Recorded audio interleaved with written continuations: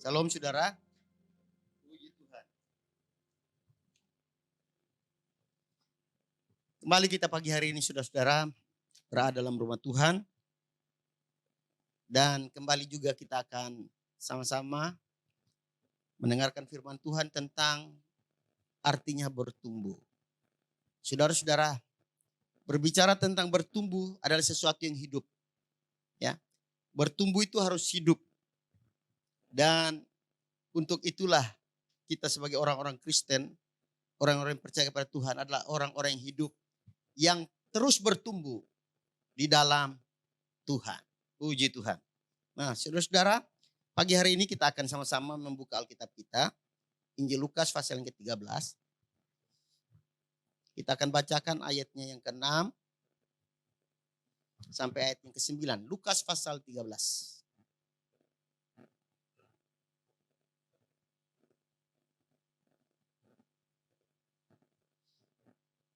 Sudah ketemu ya?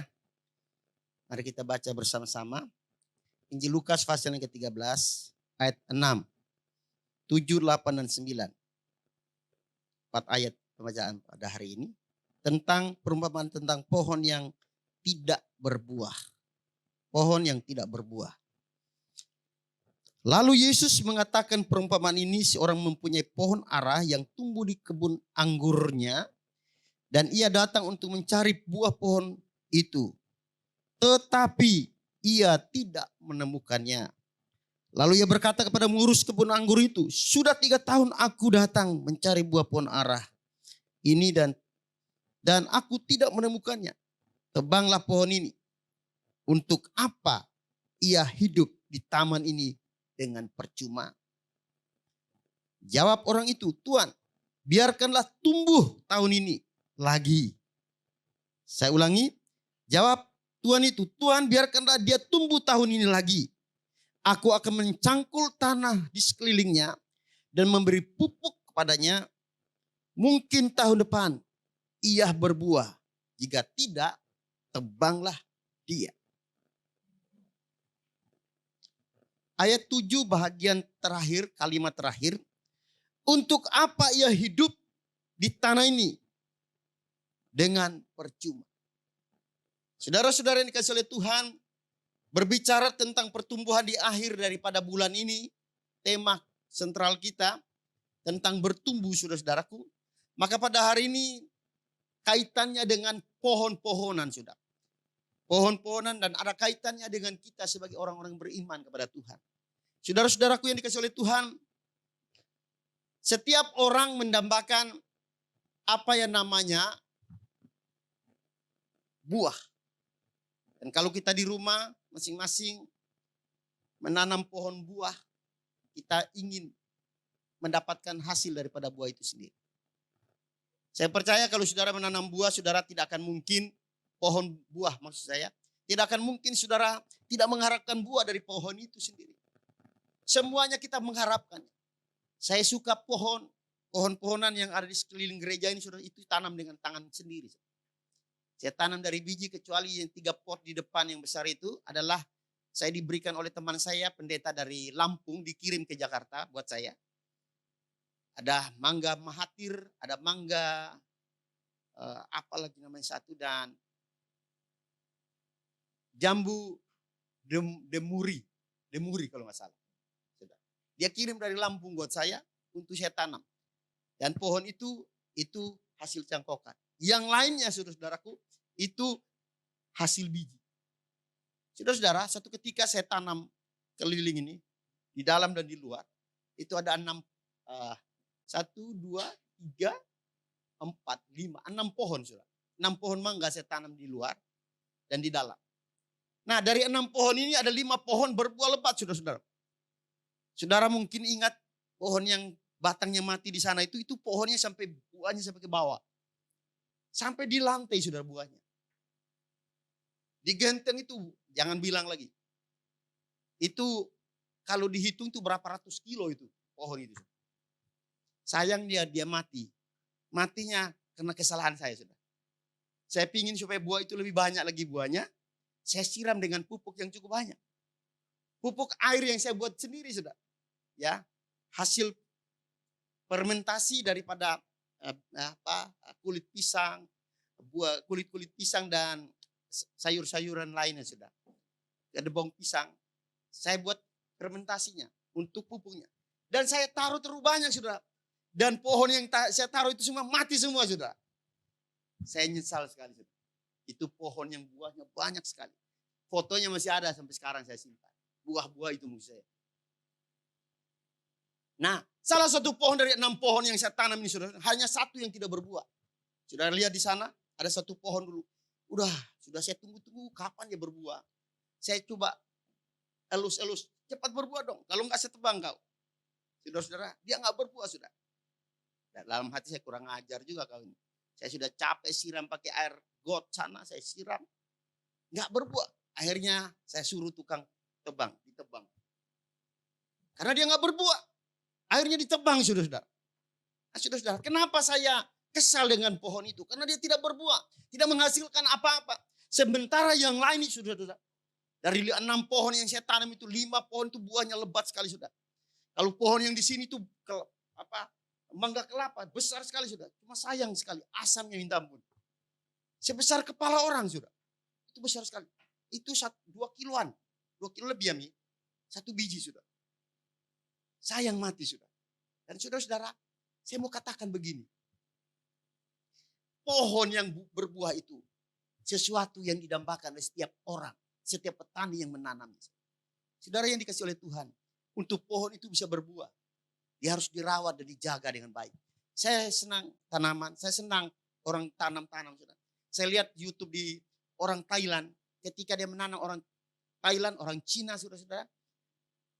Kalau mereka menanam pisang itu, dia nggak mau pisang itu lebih daripada 5 atau 6 pohon. Dia harus tebang yang lain. Dia tebang supaya hasilnya maksimal daripada 3 atau 4 anak yang ada di sekitar pohon itu. Tujuannya apa? Supaya ketika nanti dia berbuah, itu hasilnya besar. Montok-montok. Besar. Dan sedap dipandang mata. Nah Bapak Ibu sudah sekalian, saya mau katakan. Sebagai orang yang bertuhan, mentuhankan Tuhan kita. Kita sebagai orang-orang Kristen harus menjadi orang Kristen yang berbuah di dalam Tuhan. Ya, kita tidak mau menjadi orang Kristen yang biasa-biasa, datang gereja, masuk gereja, datang gereja, masuk gereja, keluar gereja, masuk gereja, datang gereja, masuk keluar gereja, begitu saudara. Tidak. Ada sesuatu yang perlu ada dalam hidup kita. Ada sebuah perubahan terjadi dalam diri kita. Jangan menjadi orang Kristen hanya menjadi Kristen biasa-biasa saudara. Ada istilah lebih parah lagi, ada seorang hamba Tuhan bilang begini. Jangan datang ke gereja hanya memanasi kursi-kursi gereja. Atau merusak kursi-kursi gereja. Lebih parah lagi. Saudara. Tapi tidak berubah. Tidak berbuah di dalam. Saudara-saudara.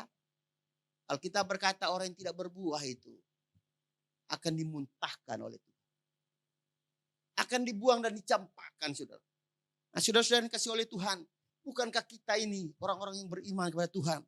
Adalah orang-orang percaya yang adalah pohon-pohon yang ditanam Tuhan di tengah-tengah dunia ini saudara-saudara. Supaya kita bisa bertumbuh di tengah-tengah dunia ini.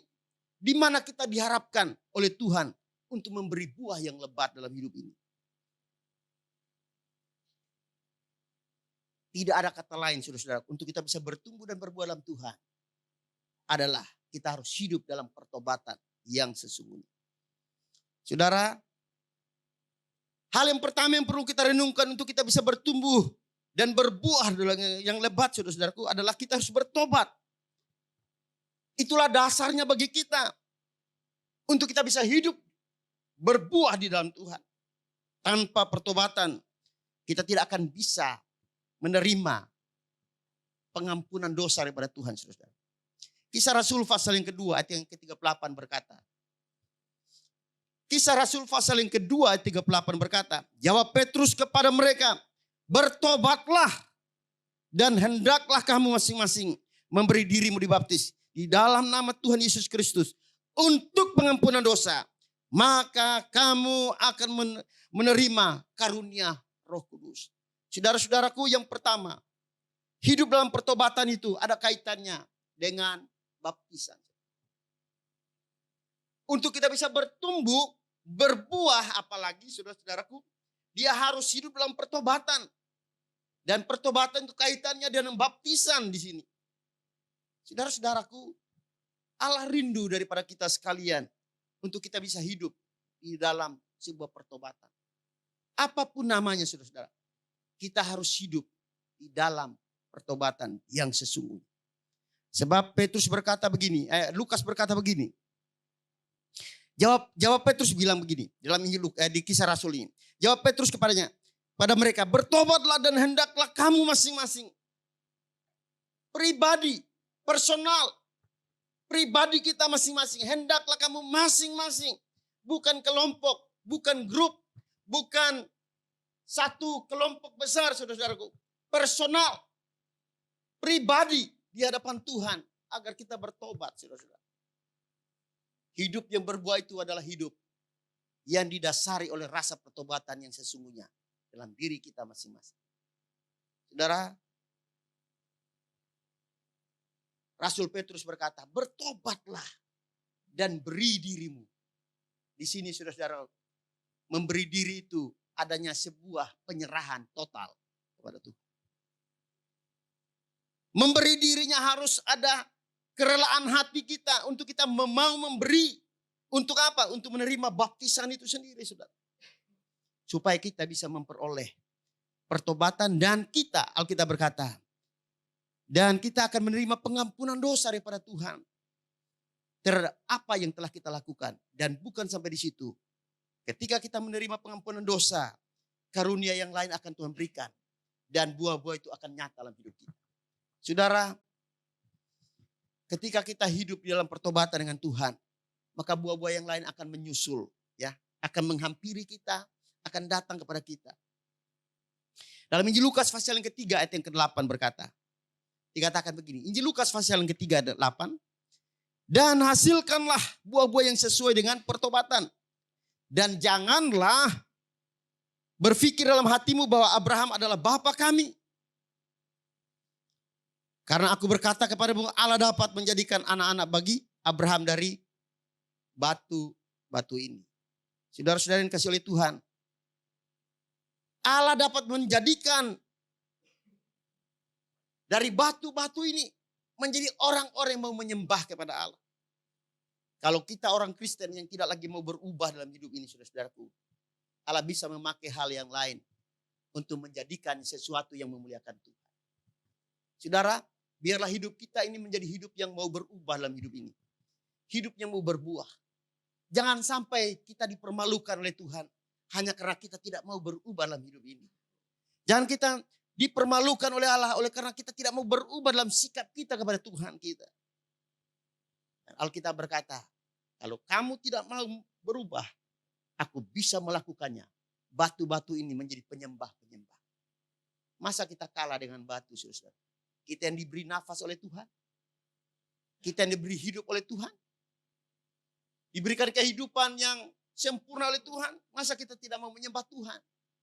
Dan penyembahan itu terjadi ketika kita mau berubah dan mau berbuah dan bertumbuh dalam Allah. Amin. Itu bisa terjadi kalau kita mau berubah. Dan oleh sikap hati kita yang memungkinkan itu terjadi, saudara-saudaraku. Dan bukannya yang lain.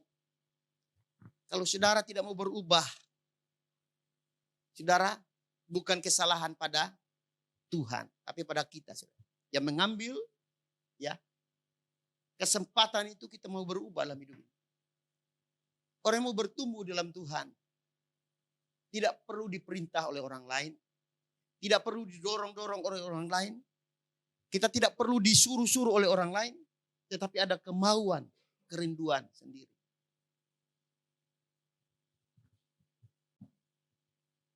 Kita akan menyesal nanti, saudara-saudara.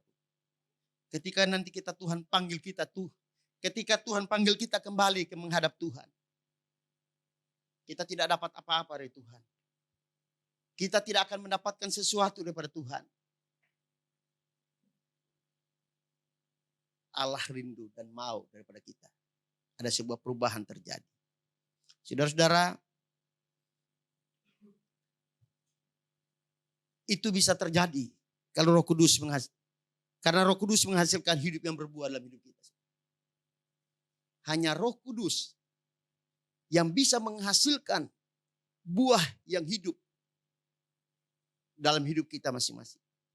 Kita sudah bacakan tadi kisah Rasul pasal yang kedua ayat yang ke-38 tadi saudara. Bagaimana Petrus berkata supaya kita harus berbuah dan bertobat. Supaya apa? Karunia-karunia Allah akan dinyatakan bagi kita sebagai orang-orang yang percaya kepada Tuhan.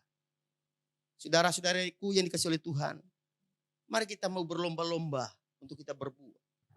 Mari kita berlomba-lomba untuk kita melakukan sesuatunya untuk Tuhan. Untuk menyenangkan hati Tuhan saja. Dan bukan yang lain. Menjadi Kristen itu saudara-saudaraku ada harga yang harus dibayar. Menjadi orang Kristen itu ada harga yang harus kita rela membayar. Waktu kita, tenaga kita, uang kita dan lain sebagainya. Ada harga yang perlu kita bayar.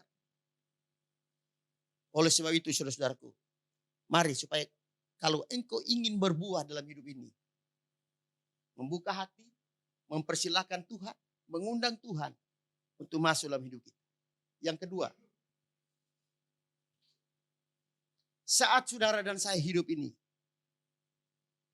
saat saya dan saudara hidup, ini kesempatan buat kita saudara-saudaraku untuk berbuah. Ini kesempatan yang berharga buat kita untuk kita berbuah.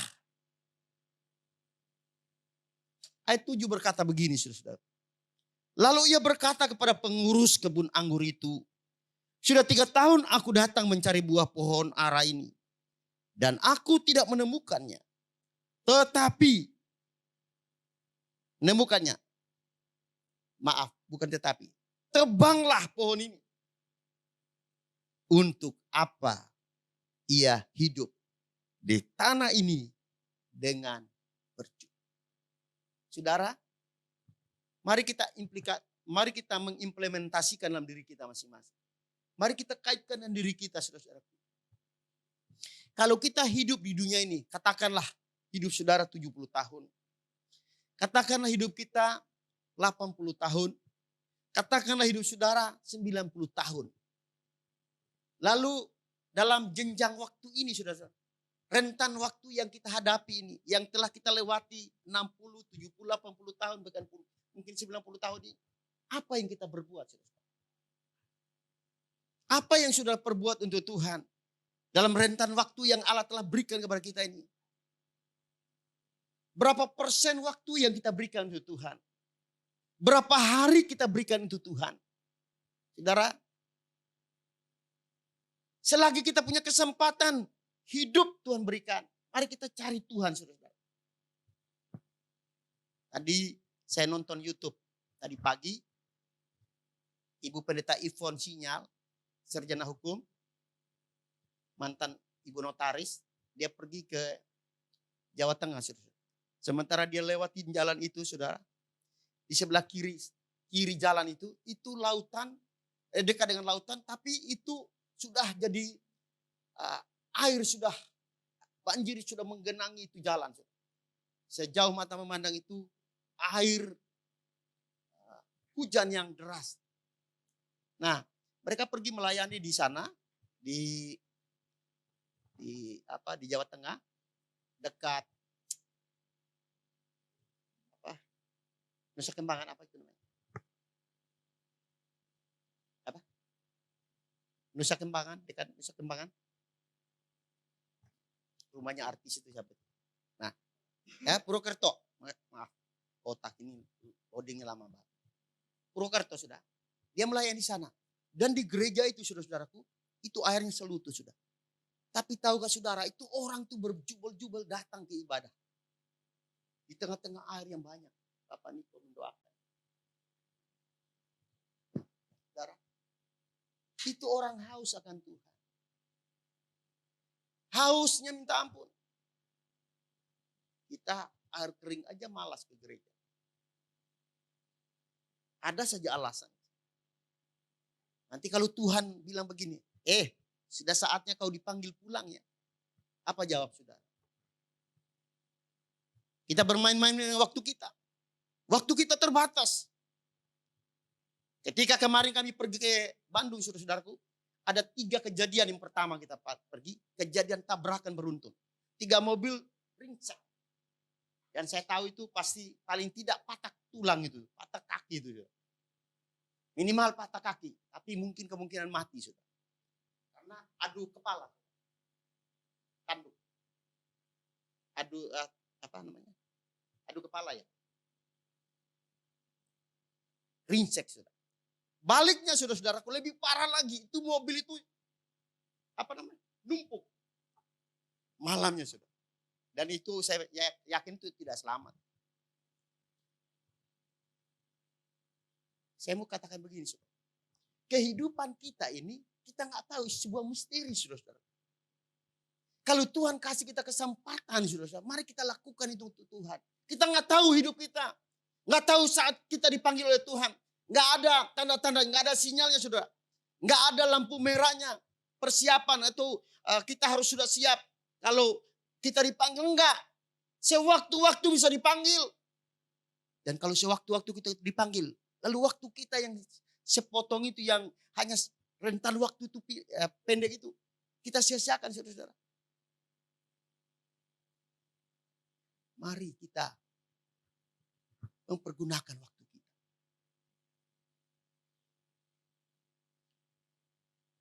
Yang orang cari, saudara-saudaraku, orang Kristen cari ini yang saya perhatikan. Saat dia mati dan saat dia mau diberkati di gereja. Dia cari pendetanya. Dia akan usahakan mencari pendetanya saat dia mati dan saat dia apa? Saat dia mau diberkati jadi di pemberkatan, dia akan cari pendetanya. Tetapi kalau dia sehat, saudara, dia lupa pendetanya. Dia lupa apalagi gerejanya. Bapak Ibu, saya mau katakan begini. Orang yang mau berbuah dalam Tuhan, orang yang mau bertumbuh dalam Tuhan itu, dia tidak melihat musim kehidupan itu.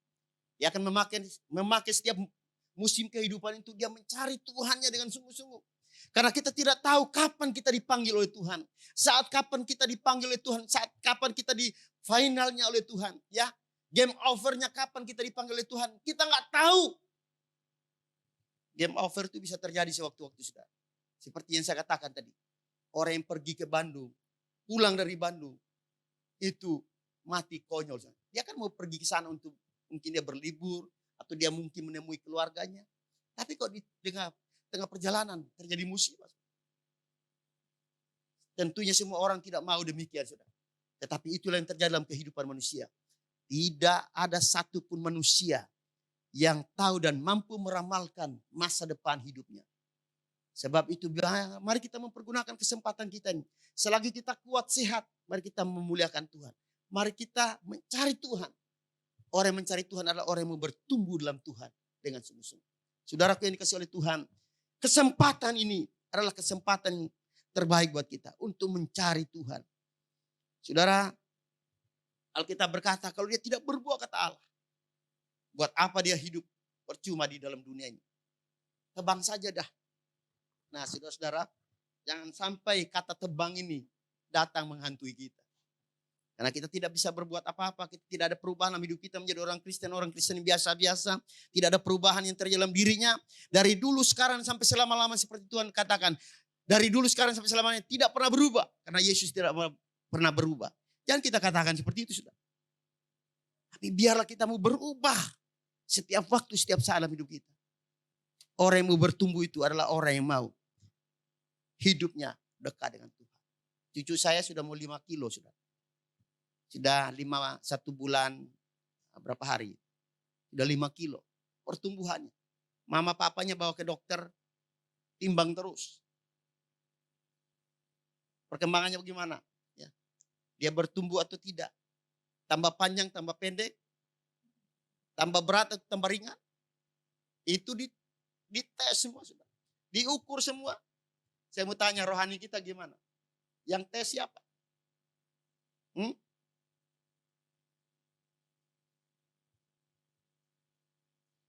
Yang tes kita sendiri. Tesnya apa, sudah? Tanda bukti kesetiaan kita kepada Tuhan. Untuk kita buktikan dan wujudkan lewat apa kesetiaan kita kepada Allah. Bertumbuh itu penting buat kita. Karena hanya dengan pertumbuhan seseorang bisa berbuah dalam hidup ini. Saudara, kesempatan buat kita untuk kita mau berbuah. Alkitab berkata dalam Injil Lukas pasal yang ke-12 ayat yang ke-25. Lukas pasal 12 ayat yang ke-25. Bahwa sesungguhnya hidup ini adalah anugerah Tuhan. Rini baca buat kita, jangan ngotot aja dari belakang.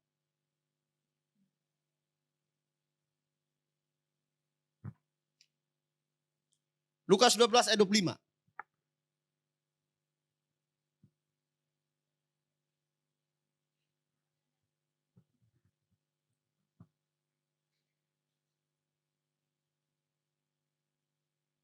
Dikatakan begini, siapakah di antara kamu yang karena kekhawatirannya dapat menambahkan sehasta saja dalam hidupnya? Saudara-saudara, saya mau katakan tidak ada pun satu manusia pun di dalam muka bumi ini yang mampu menambahkan jalan hidupnya. Sehasta itu kurang lebih 45 cm. Satu hasta itu dalam ukuran kamus Alkitab. 45 cm. Dari ujung ini sampai ke ujung ini. 45 cm. Alkitab berkata enggak ada satupun manusia yang bisa mampu menambahkan sehasta dalam kekuatan. Saudara-saudara yang kasih oleh Tuhan.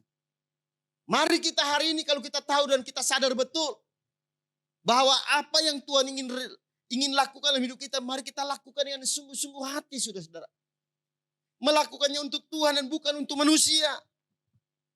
Manusia bisa mengecewakan saudara, tapi Allah tidak pernah mengecewakan kita. Hanya Tuhan yang mampu memenuhi setiap kebutuhan kita masing-masing. Ketika kita mau hidup dan berharap kepada Tuhan. Saudara, hidup ini adalah kesempatan bagi kita untuk kita berbuah lebat. Untuk kita berbuah lebat. Ayat 7 berkata dalam Injil Lukas tadi, saudara-saudaraku. Jika dia tidak berbuah lagi, sekali lagi harus ditebang. Untung aja nih Bapak, saudara-saudaraku yang empunya perkebunan ini, yang empunya pohon-pohon ini, saudara. Baik pohon ara, pohon anggur yang ada, dia bilang begini, Tuhan kasih saya kesempatan sekali lagi. Berikan aku kesempatan, mohon. Please deh mungkin. Bahasa sekarang, please deh Tuhan, kasih kesempatan 1 tahun saja. Saya akan memupuk di sekitar pohon ini. Supaya kalau bisa tahun ini saya akan pupuk dia dan saya rawat dia dengan baik. Agar dia menghasilkan buah. Kalau tidak, ini di sini kerelaan hatinya saudara. Kalau tidak, ini kerelaan hati si pemilik saudara. Dia bilang begini, mari kita baca. Aku akan mencangkul di sekelilingnya dan memberi pupuk kepadanya. Mungkin tahun depan dia akan berbuah. Jika tidak, ayat terakhir, apa saudara? Kalau dalam ayat sebelumnya dia masih minta belas kasihan Tuhan supaya jangan sampai ini pohon ditebang. Kasih saya kesempatan. Kasih saya waktu 1 tahun saja. Kalau Tuhan kasih kita waktu mungkin 10-20 tahun ke depan. Atau 30 tahun, 40 tahun ke depan. Pergunakanlah waktu itu saudara-saudaraku. Supaya kita bisa berbuah. Kalau tidak Alkitab katakan aku akan tebang dia. Dan tebang itu gak enak saudara, sakit. Kalau manusia dipukul sakit. Kalau pohon mungkin tidak menjerit saudara. Dia merelahkan tubuhnya. Dibuat apa saja. Tetapi pada akhirnya juga dia harus dibuang ke tempat pembakaran. Kalau Tuhan memberikan kita kesempatan hari ini saudara. Pergunakanlah kesempatan itu. Hari-hari ke depan bukan hari-hari yang baik. Saya mau katakan tahun depan, tahun-tahun yang akan datang. Hari-hari yang akan datang itu bukan hari yang baik. Tapi kalau kita tidak dekat dengan Tuhan, bagaimana kita bisa berbuah, bagaimana bisa bertumbuh, saudara-saudara. Dunia semakin hari semakin rusak. Bukan baik, saudara. Belahan dunia, saudara-saudaraku sedang menjerit akhir-akhir ini. Dunia sekarang menjerit. Tapi saya percaya kalau anak-anak Tuhan yang tinggal tetap dalam Tuhan. Yang dipupuk dan diairi aliran-aliran air kehidupan dari Allah. Pasti memiliki kehidupan dan dijamin oleh Tuhan. Amin. Allah akan menjamin hidup kita. Allah akan memelihara kita. Tapi dalam pemeliharaan yang sempurna itu, kita juga harus bertanggung jawab kepada apa yang telah Tuhan berikan kita kesempatan itu. Untuk kita berbuat sesuatu untuk Tuhan. Allah mau kita saudara-saudara untuk kita berbuah. Kalau tidak, aku rela Tuhan ditebang. Saudara-saudara, kita nggak tahu kesempatan kita kapan. Nggak tahu. Tadi pagi saya di WA oleh salah satu ketua kaum Bapak dari Bekasi, memberitahukan anaknya, adiknya dari Pak Hendra meninggal dunia. Orang ini, saudara-saudaraku, saya dulu tinggal di rumah mereka selama 9 tahun. Saya tinggal di rumah ini. Dan saya, saudara-saudaraku, mereka ini, dan Ibu Tina ini dia meninggal dunia. Saya kaget, saudara. Ya, umur juga udah lebih tua dari saya. Saudara, dia dipanggil pulang oleh Tuhan. Keluargamu pasti sedih. Orang pasti sedih. Tetapi saya mau katakan begini, saudara. Akhir perjalanan hidup kita manusia ada batasnya. Ada batasnya kita ada. Ada waktunya kita ada, saudara. Segala sesuatu yang ada pada kita ini semuanya ada waktunya. Saudara. Waktu kualitas daripada kayu ini ada waktunya. Mungkin 50 tahun kuat ya. Setelah 50 tahun, 51 tahun dia akan rusak. Kayu ini, benda-benda ini semuanya ini akan rusak. Hidup kita pun demikian. Kita diberi kesempatan oleh Tuhan, nggak tahu berapa lama. Berapa waktu kita. Yang saya tahu, setiap kesempatan, setiap detak jantung kita, setiap tarikan nafas kita itu berarti dan berguna buat kita. Untuk kita mempertanggungjawabkannya di hadapan Tuhan. Dan kalau tidak, kata Alkitab, akan dipotong dan ditebang. Saudara, hal yang ketiga dan yang terakhir. Kalau saudara dan saya gagal untuk berbuah, Tuhan masih memberikan kita kesempatan satu kali lagi. Untuk kita bisa berbuah. Dalam pembacaan kita ayat yang ke-8 berkata begini. Jawab orang itu yang pemilik kebun itu. Tuhan, biarkanlah dia tumbuh tahun ini lagi. Aku akan mencangkul tanah sekelilingnya dan memberi pupuk kepadanya. Saudara-saudara, dari mimbar ini kita selalu memberikan saudara siraman-siraman rohani. Saudara. Lewat firman Tuhan disampaikan hamba Tuhan tempat ini.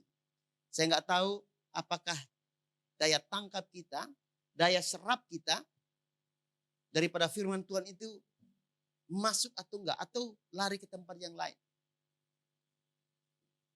Itu tergantung daripada sikap hati kita kepada Tuhan. Tergantung daripada sikap hati kita kepada Allah kita. Dan kalau saudara mau, saudara, mari saudara pupuk hidup saudara lewat firman Allah setiap hari. Agar kalau saudara pupuk rohani saudara dengan firman Allah setiap hari, saudara akan menjadi orang yang berbuah di dalam Tuhan. Amin saudara. Kita akan menjadi orang-orang yang berbuah dalam hidup ini. Karena tidak ada kesempatan ketiga saudara bagi kita. Kalau saudara tutup pintu anugerah itu tertutup bagi kita. Tidak ada lagi kesempatan untuk kita berubah atau mau merubah diri kita. Saya teringat saudara-saudaraku, ketika seorang kaya dan orang miskin mati, sama-sama mati, saudara, mereka diberi kesempatan yang sama. Tetapi mereka tidak mau melakukan kesempatan itu, tidak mempergunakan kesempatan itu sebaik-baiknya untuk mencari Tuhan. Yang satu hura-hura, yang satu pesta pora, yang satu cari Tuhan. Pada akhirnya mereka mati, saudara. Ketika dia mati, dia lihat, kok ini orang yang susah ini di dunia ini kok dia ada di pangkuan Abraham. Kok enak banget ya di kita terus. Sementara saya di sini tersiksa. Antara orang mati dan orang kaya. Orang kaya dan orang miskin. Saudara, saya mau katakan begini. Kalau Tuhan memberikan kita waktu. Yang Tuhan berikan yang terbatas ini dalam dunia ini, saudara. Bagaimana kita mempergunakan, menyikapi waktu yang telah Allah berikan bagi kita sekalian. Untuk kita mencari Tuhan. Pupuki hidupmu dengan pupuk rohani dari surga lewat firman Allah. Sehingga saudara menjadi orang yang bertumbuh dalam Tuhan. Kalau tidak, saudara-saudaraku, kesempatan ini akan lalu begitu saja. Dan saudara akan rugi sendiri. Saudaraku yang dikasih oleh Tuhan, Allah hanya mau kita, saudara-saudaraku, bagikan sebuah bejana. Dalam Yeremia pasal yang ke-18, ayat yang keempat. Saudara, dikatakan di situ. Yeremia 18, ayat yang keempat. Dikatakan begini, saudara-saudaraku.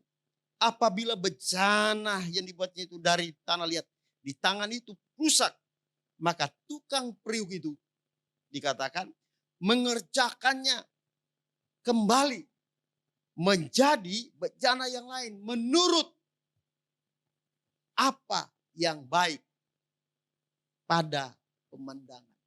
Saudara-saudaraku, kalau hidup kita rusak, belum sempurna, Allah ingin membentuk kita kembali dengan cara Tuhan, ya, membentuk kita, membawa kita. Ada banyak orang yang sudah tinggalkan Tuhan, tapi Tuhan melakukan sesuatu dalam hidupnya. Dan pada akhirnya dia kembali kepada Tuhan. Itu cara Tuhan, saudara. Bagikan bejana yang rusak, dia bentuk lagi kembali. Menjadi bejana yang indah di hadapan atau di pemandangan Tuhan. Dan hari ini Bapak Ibu, jemaat GBI Ramah Saudara Ibu, biarlah kita mempergunakan setiap kesempatan yang Allah berikan bagi kita ini. Untuk kita mau berbuah dalam Tuhan. Mau bertumbuh dan berbuah di dalam Tuhan. Kiranya Tuhan memberkati saudara sekalian. Tetap setia dalam Tuhan. Ya, tekun dalam Tuhan. Tetap mencari Tuhan. Dan berakar dalam Tuhan. Sehingga kau akan tetap bertumbuh terus. Sampai Tuhan Yesus datang kembali. Tuhan memberkati kita. Mari kita berdoa.